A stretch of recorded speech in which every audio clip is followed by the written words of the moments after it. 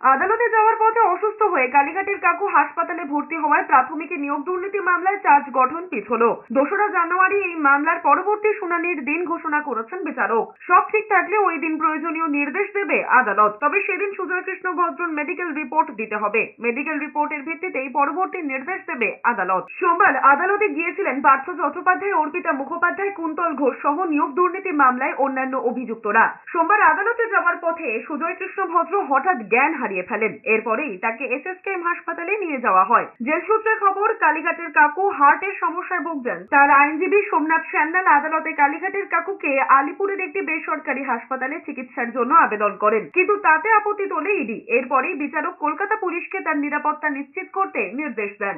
আমার ক্লায়েন্ট সুজয় কৃষ্ণ ভদ্র সকালবেলা অসুস্থ হয়ে পড়ে, তাই জন্য প্রেসিডেন্সি জেল থেকে ওনাকে এসএসকেএমে ট্রান্সফার করা হয়।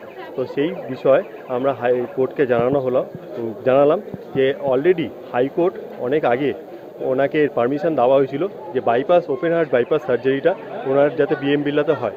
তো সেই জন্য আজকে আমরা কোর্টকে বললাম যে ওনার এসএসকেএমে ট্রিটমেন্ট প্রপারলি হবে না, তাই জন্য ওনাকে যদি বিএম বিল্লা, যেখানে ওনার অরিজিনালি ওনার ওপেন হার্ট সার্জারিটা হয়েছিল, সেটা যদি ওইখানে শিফট হয় তাহলে আমাদের মেডিকেল পারপাসটা সার্ভ হবে।